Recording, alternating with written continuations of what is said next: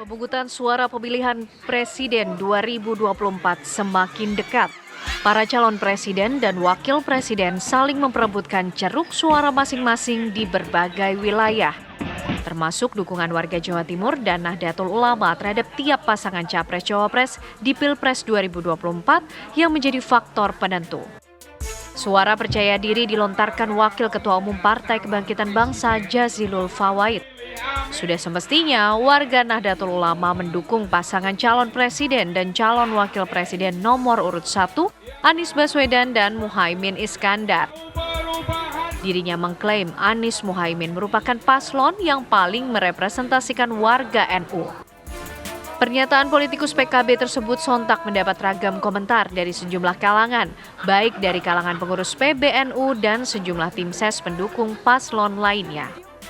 Bagaimana peta suara warga Nahdiyin di Pilpres 2024? Apakah akan ada kejutan atau sesuai dengan prediksi beragam survei dan pengamat? Tim TV One mengabarkan. Apa? Jadi nggak kita untuk menjabarkan dulu korslet? Oh enggak, ya gini. Kalau Anda lihat di layar kaca kami ada tanda kutip dua kata yang ditanda kutipkan gitu ya. Yang satu kalau Amin, ya kita sudah tahu, masyarakat juga mungkin sudah pada tahu ya. Anies Muhaimin, gitu kan disingkatnya Amin. Nah tapi korslet korslet itu kalau dimaknai itu korsleting kan, kata utuhnya atau bakunya. Ini adalah arus listrik yang mengalir terlalu besar dari kapasitas yang bisa ditanggung oleh suatu kabel atau alat kelistrikan. Gitu. Oh, jadi bisa dimaknai apa nih? Maknanya coba kita tanya sama yang berbicara itu, sama juga ya analis-analis. Kita sudah hadirkan pagi hari ini ya, mengenai hal tersebut akan dibahas oleh 3 narasumber. Sudah hadir Mas Adi Praitno, analis politik. Selamat pagi Mas Adi. Pagi Mas Adi. Selamat pagi Rati, Fadil. Assalamualaikum warahmatullahi wabarakatuh. Waalaikumsalam. Ini nanti boleh ya, kalau dari sisi Mas Adi korslet ini apa sih? Enggak. Ini rambut kayak gini bukan karena korslet. Karena kalau orang Madura bukan korset, kongslet. Oke, selain itu juga sudah ada Bang Saiful Yusuf, Sekjen PBNU, dan juga Pak Saiful Huda, Wasekjen PKB. Selamat pagi Gus Ipul dan juga Mas Huda. Assalamualaikum Bapak. Salam pagi. Selamat pagi. Mas Huda udah denger kan suara nih? Mas Huda, halo? Suaranya masih di mute kayaknya. Sudah. Oh, sudah aman. Okay. Ada Gus Ipul Mas Huda, mau bisa disapa loh. Udah kan? Silakan loh. Ada Gus Ipul. Pagi Gus. Dipaksanya apa? Pagi. Assalamualaikum Mas Huda. Oke. Sami. Saya mau langsung ke Gus Ipul dulu ya, Mas Huda. Gus Ipul ini mendengar pernyataan bahwa tak pilih Amin, Nahdiyin ini korslet. Ini tanggapan Anda gimana gak? Gus Ipul korslet nggak jawab? Oh denger ini kalau pertanyaan gitu.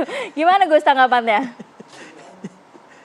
Ya yang pertama-tama saya belum tahu persis yang dimaksud oleh Pak Jazil ya, apa maksudnya dengan korslet itu.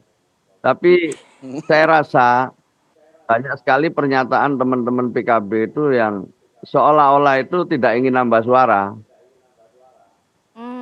Pernyataannya kan aneh-aneh, jadi sepertinya nggak pengen nambah suara, pengennya malah justru bisa jadi sebaliknya gitu. Suara berkurang. Terlalu percaya diri Gus atau gimana Gus? Ya mungkin terlalu percaya diri ya. Banyak sekali ya pernyataan-pernyataan yang menurut saya itu di samping multi tafsir bisa jadi membuat orang ragu untuk memilih pasangan nomor 1. Misalnya kalau NU tidak nyoblos Amin, diragukan ke NU-annya. Sekarang ada lagi yang seperti ini. Jadi sekali lagi ini saya nggak ngerti persis maksudnya, tetapi saya lihat menimbulkan kontroversi dan bisa jadi mengurangi suara Amin.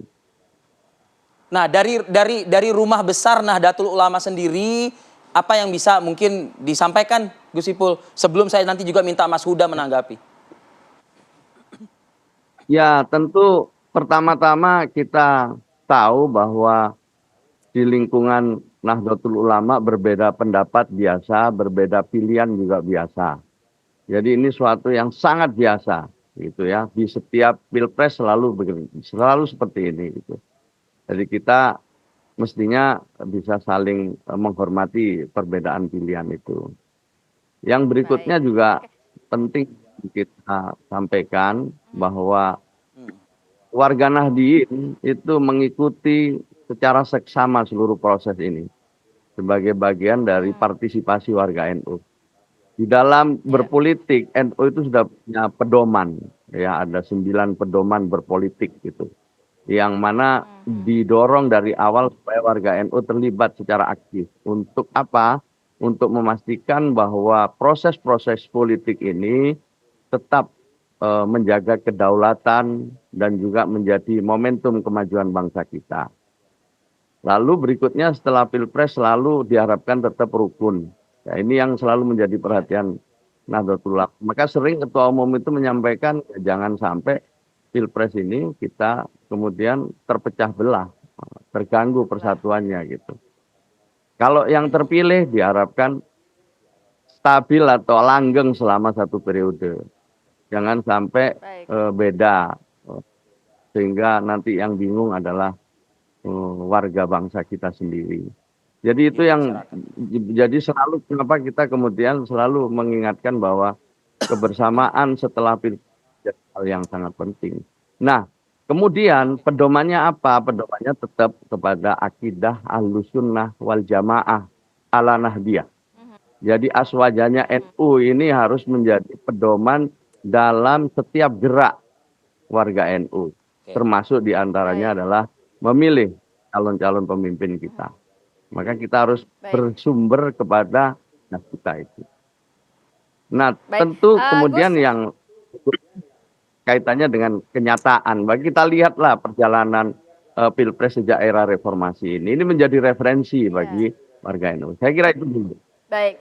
Baik Gus, saya mau geser ke Mas Huda. Mas Huda, ini sebenarnya sah-sah saja dong buat warga NU mau pilih siapapun, mau pilih Amin nomor 2, 03, bebas aja. Tapi kenapa harus ada diksi korsletnya ini kalau dan sebelumnya tadi ada juga kan disebut oleh Gus Ipul. Justru ini bisa mengurangi suara warga NU yang memilih Amin justrunya nanti. Mas Huda. Saya belum nanya ke Jazil. Tapi kira-kira ini menggambarkan suasana yang sebenarnya adresnya bukan kepada Nahdien kelihatannya ya. Tapi adresnya kepada pengurus-pengurus di level PBNU, bahkan ada yang di level PCNU, yang dirasa keperpihakannya yang secara struktural semestinya yang sampaikan tadi oleh Gus Ipul, yang secara struktural sebenarnya harus menjaga netralitas, dan ketika tidak netral harus dinonaktifkan gitu, yang sangat legal formalistik itu kata Gus Nadir. Itu kira-kira yang direspon oleh Mas Jazil, suasana itu. Jadi adresnya sebenarnya kepada sikap yang relatif tidak adil dari struktur NU terkait dengan Pilpres ini gitu.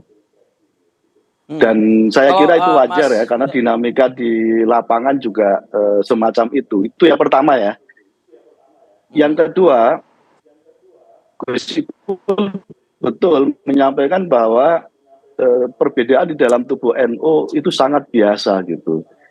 Yang tidak biasa kan sebenarnya ketika perbedaan itu tidak dibiarkan secara alamiah, tapi ada semacam proses pembelahan secara politik di dalam tubuh NU atas sikap yang kira-kira sejak dari awal mendorong capres tertentu, dan pada konteks itu rasa-rasanya perbedaan yang biasa itu jadinya tidak biasa ketika diwarnai oleh suasana yang semacam tadi itu. Nah, yang ketiga, sebenarnya kan selama era reformasi ini ada semangat di mana warga Nahdien merasa pada konteks konsolidasi politik menjadi sangat penting penyatuan aspirasi politik warga Nahdien. Karena semangatnya kita tidak ingin lagi mendorong mobil mogok. Kita tidak ingin lagi hanya menjadi penonton dalam proses politik. Karena dalam konteks pemanaan politik Ahlussunnah wal Jamaah dan pada konteks hitoh kan sebenarnya sudah dilakukan transformasi tafsir terhadap positioning NU terhadap perjalanan politik Indonesia ini gitu. Nah, pada konteks pasca reformasi sebenarnya menghendaki di arus bawah itu ada penyatuan aspirasi politik warga Nahdliyin dan itu menjadi penting supaya NU bisa mewarnai perjalanan masa depan kita. Nah, pada konteks itu menurut kami jadi aneh ketika misalnya ada potensi ya secara struktural NU mendukung pasangan yang tidak ada irisan sama sekali dengan kader NU, baik secara ideologis, secara keilmuan maupun secara jejaring politik gitu. Karena NU itu kan berbeda sekali ya dibanding dengan komunitas yang lain. NU itu adalah komunitas yang sangat unik, dibangun karena jejaring pesantren, alumni pondok pesantren, dan karena fatwa para kiai dan seterusnya itu. Nah, ketika yang didukung, kecenderungan yang didukung adalah tidak menjadi bagian dari keluarga besar itu kan artinya menyimpang. Oke. Baik, Mas Huda, kalau yang Anda maksudkan di kalimat Anda terakhir ini, artinya PBNU juga terkadang di layar depan mengatakan netral, tapi di layar belakang justru malah berpihak kepada salah satu paslon. Anda mau mengatakan seperti itu? Yang ditangkap di bawah semacam itu gitu. Dan itu terasa, Mas. Ya, Oke. Dan di bawah paslon yang didukung itu ternyata kenapa ada tidak perdebatan dengan Nahdlatul Ulama juga begitu ya? Sebenarnya secara garis keilmuan, secara garis genealogis kepesantrenan kan sebenarnya tidak ada irisan sama sekali. Dan itulah yang dibawa lalu melahirkan ada semacam politik resistensi yang kira-kira sebenarnya biasa juga gitu. Nah, pada konteks terjadi politik resistensi itu bagusnya dibiarkan saja. Jadi tidak perlu ada pengarahan yang sifatnya kira-kira pengekangan dan tidak dibebaskan.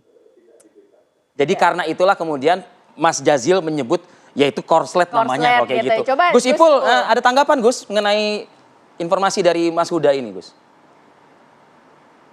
Ya, pertama tadi disebut ini menyatukan warga NU. Kedua berprasangka sama PBNU. Kalau misalnya kita lihat sejarahnya, memang kan nggak bisa selalu satu. Atau tidak bisa selalu bersama, selalu ada beda pilihan. Itu harus diakui itu. Ya, jadi ini yang pertama. Yang kedua berprasangka sama PP. Di PBNU sendiri itu juga macam-macam gitu. Orangnya macam-macam gitu. Kenapa jadi dimasalahkan gitu? Kalau memang ingin mendekati PBNU kan bisa dengan cara-cara yang baik gitu. Jangan sampai membuat pernyataan apa ketua umum itu tidak ada pengaruhnya segala macam. Kritik secara terbuka gitu. PBNU sendiri sampai sekarang itu tidak pernah ada pernyataan-pernyataan resmi. Dan kalau bicara-bicara di dalam biasa saja sebenarnya ya perbedaan selalu ada gitu. Jadi sekali lagi ini ya satu isu yang dikembangkan yang kalau menurut saya merugikan PKB sendiri. Kalau warga NU ini cuma menyaksikan aja, ini aneh aja gitu. Yai Said sebagai ketua umum PBNU tahun 2014 menyatakan bahwa saya mendukung Pak Prabowo secara pribadi. Yang lain silahkan. Dan tidak ada masalah juga. Tahun 2019 ya semuanya memberikan dukungan kepada pasangan Pak Jokowi dengan Kiai Ma'ruf. Ya oke-oke aja semua. Kenapa sekarang kita khawatir dengan perbedaan-perbedaan ini? Yang justru kemudian sekali lagi banyak sekali hal-hal yang diungkap ke publik oleh teman-teman PKB itu tidak sesuai fakta. Ini yang saya selalu sayangkan gitu.